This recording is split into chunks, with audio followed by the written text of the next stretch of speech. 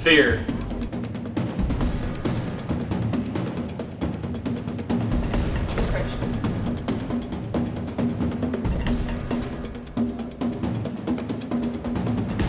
Anxiety.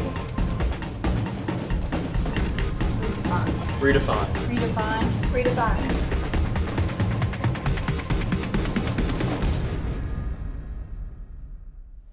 Hey everybody, good evening. I'm so excited that all of you guys are here tuning in tonight. Tonight we're talking about Easter. I'm sure a lot of you guys know the message already.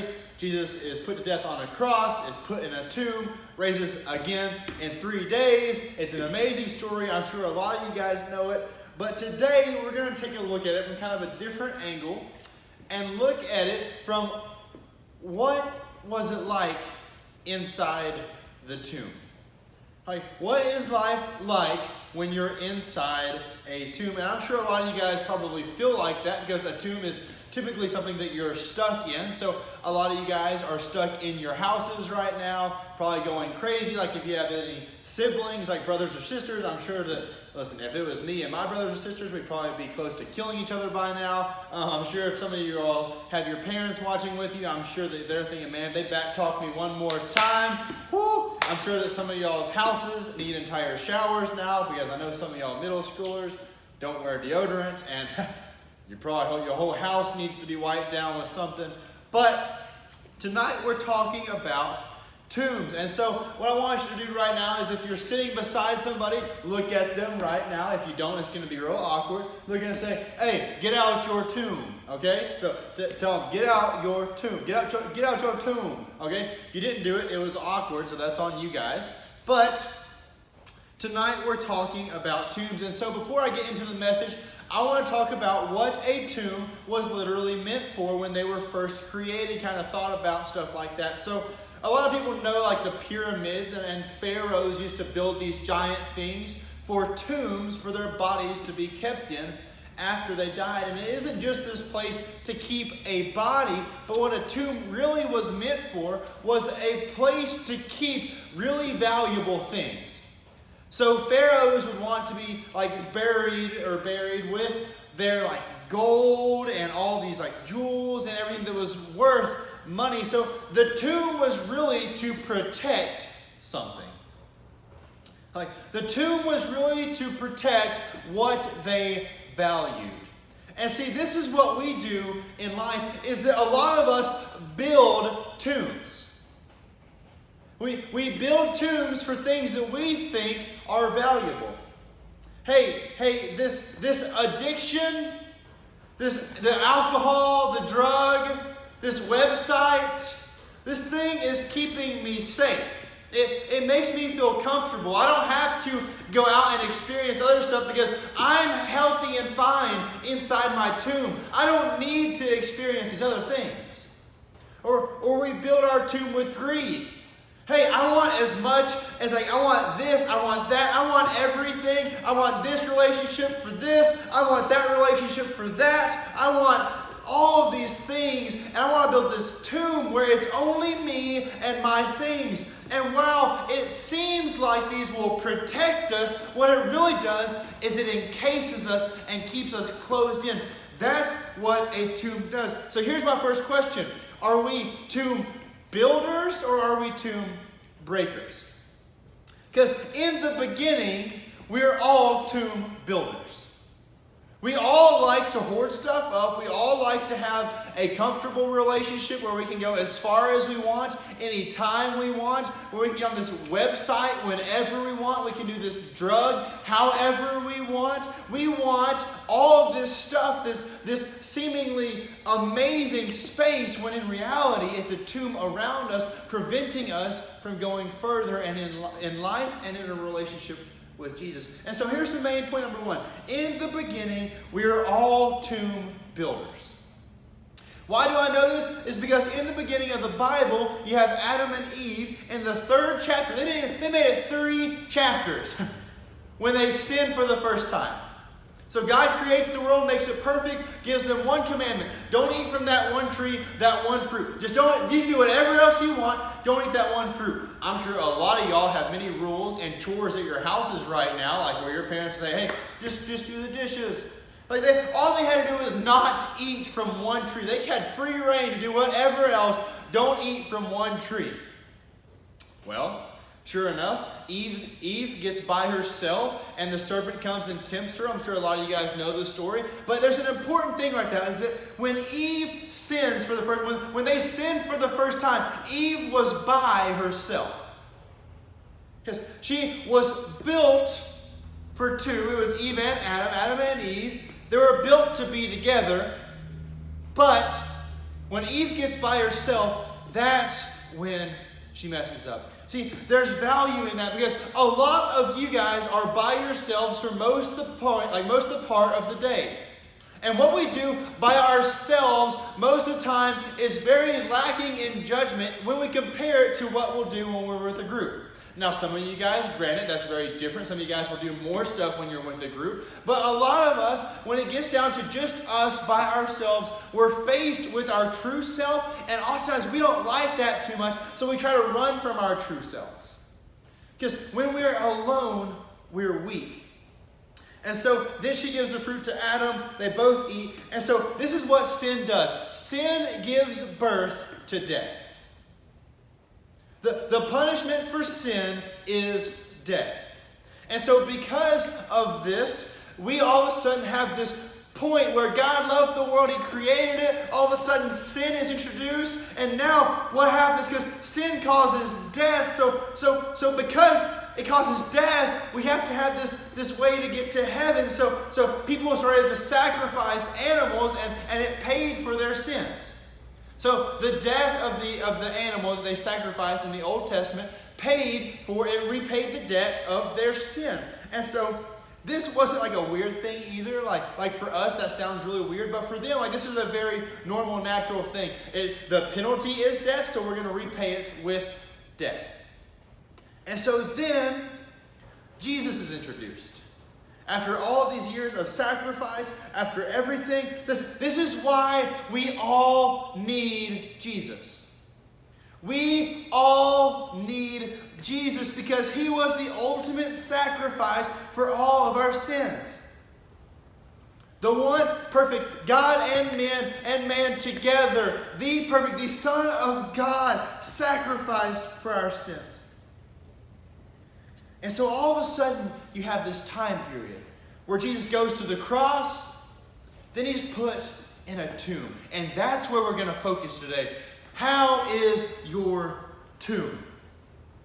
Because Jesus, when He dies, He knows He's going to raise again. Like he knows He's going to beat death, conquer the one thing the world thought was impossible to beat. He knows He's going to come back. But where we're going to focus is the disciples, because Jesus is put in a literal tomb. Like they put Him, roll over the rock in front of it. They put Him in a tomb. But the disciples, they're still alive. And we find them in a house, in a room together with locked doors.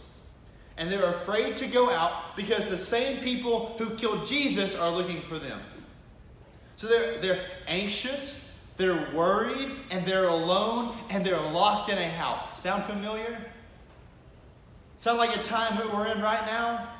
Where you might be alone in your house, worried about what's next, anxious about what's going on in the world, confused, lost, lonely. Sound familiar? And so, listen, here's the next point. Is it possible that a house can be a tomb? Because I am sure that it felt like that. When we get lonely, when we feel anxious, when we feel, man, does it not feel like a tomb that you can't get out of? Like a tomb where you're like, man, I wish I could just leave. I wish I could just escape, but I'm stuck in this tomb. This rock is rolled over in front of me. I can't leave. Is it possible that your house can turn into a tomb? It's absolutely possible to feel like that. Absolutely. And so Jesus raises from the dead, and we'll talk more about that later. It's amazing. It's going to be the end of the message. But he raises from the dead, and what he does is he appears to the disciples in the room that they're in.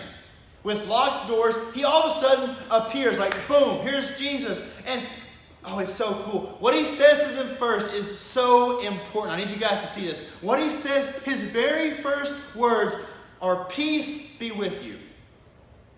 So Jesus just appears, "Peace be with you." He doesn't give an explanation for what's going on in the world. He doesn't give this, "Hey, this is why this is happening."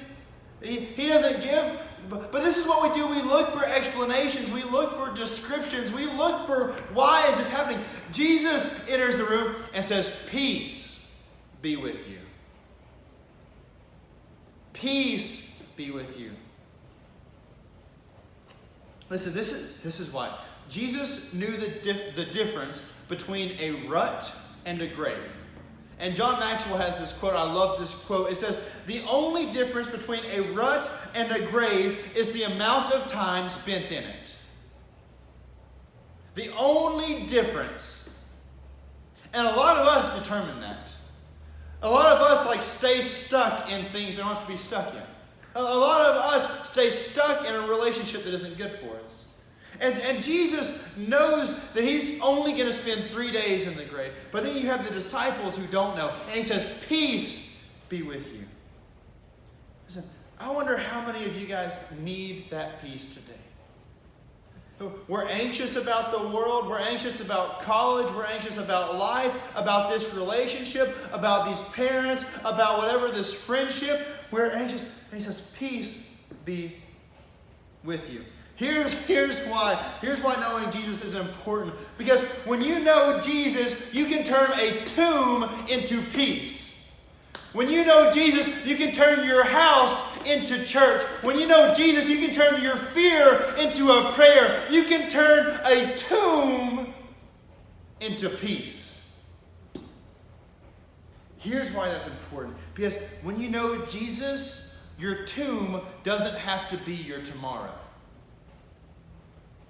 What was supposed to be the end, what was supposed to mark the very end, the resurrection happens and Jesus walks out. Your tomb does not have to be your tomorrow.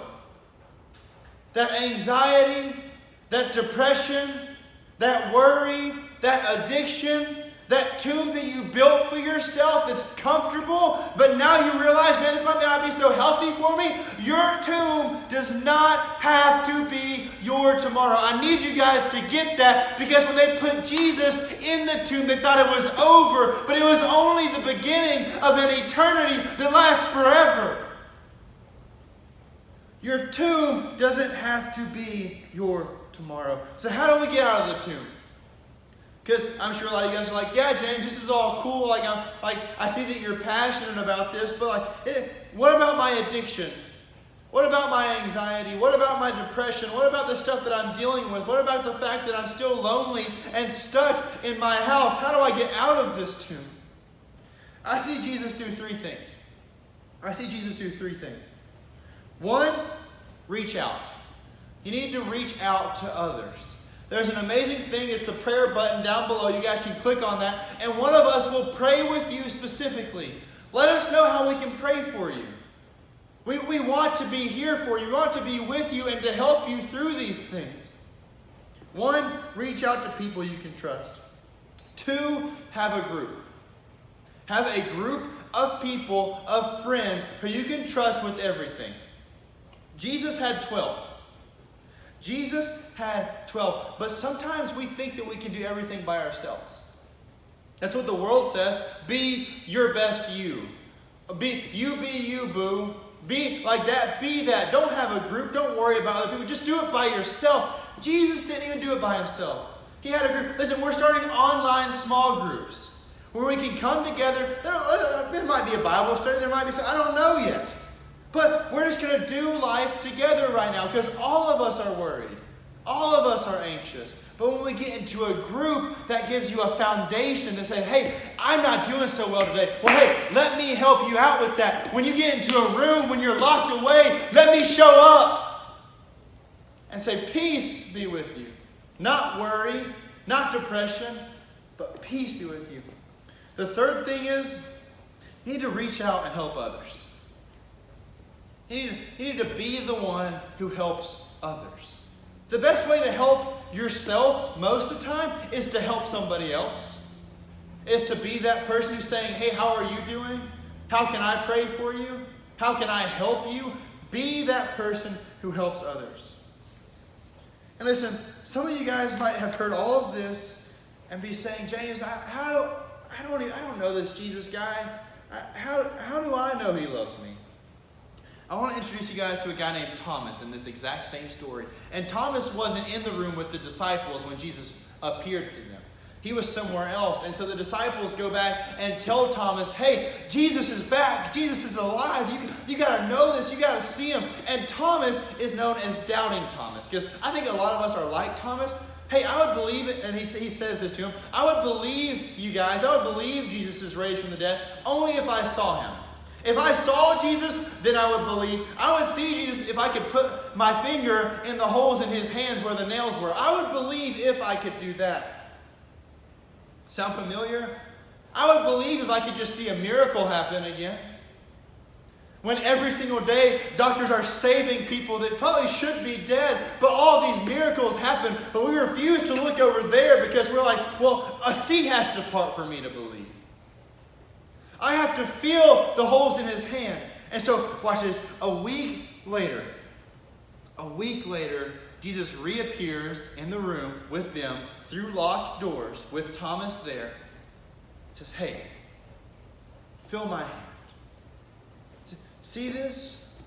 Feel the love that I have for you and the victory that I have for you.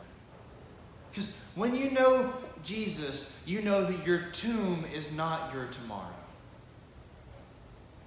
You know that when everyone else says that it's over and that it's done and that you should just give up on this whole church thing, you get to turn back and say, man, I know it's not finished. It may look like it's over. It may look like I've lost, man, but in reality, I've already run this fight. I'm already the winner because Jesus is the one who defines me, not what you tell me. Jesus says, and listen, if you don't know Jesus, I'm going to say a prayer in a second. I'm just going to say this. It says, listen, God, I believe your son died for me. I believe he died on the cross, and I believe he rose 3 days later. God, I want you to forgive me of my sins. God, come into my life. God, change me, redefine me. And I'm in a tomb. I need help, God. I believe in you. I believe he died for me on the cross. That's all you have to do to know Jesus. To invite him into your life. Say, man, I'm messed up. I believe he died for me. Please forgive me. That's the miracle. That's the holes in his hand is a testimony. Saying, I was broken, but now I am not. I was messed up. I was in a tomb, but I have come out of that because I know Jesus now. You guys know the game Tomb Raider? I'm sure some of you guys might. He's the ultimate Tomb Raider. The one who defeats death. Listen, if you want to know him, if you want to invite Jesus into your life, will you pray with me right now? Wherever you are, in everyone's houses, everyone close their eyes. God, all you have to do is say this. God, I know I'm messed up. I know that I'm a sinner. God, but I believe your son died on the cross for me, and I want to invite you into my heart. God, I open my life to you. God, please forgive me for all that I've done. God, I believe in you. I want you to help me out of this tomb. And listen, while everyone's eyes are closed, if you're sitting at your laptop or your phone, just all you have to do, if you said that, just click the button below. It says, I surrendered my life. It's got a little hand on it. Just click that. We want to connect with you. We want to pray with you. We want to show you the next steps. We want to be here for you and to be able to build that relationship and show you, hey, this Christian life is not easy. But we're here for you. We're that group for you. Dear God, thank you so much for all the students who tuned in tonight. Thank you for this amazing message. God, thank you for loving us. Thank you for giving us the hope and the knowledge that this tomb is not the end, but it's only the beginning of an eternity. God, I pray for these students that we can help with their tombs, that we can help them get out. We can put them in a group, in a small group that helps them with that. God, thank you so much. God, we love you. Amen.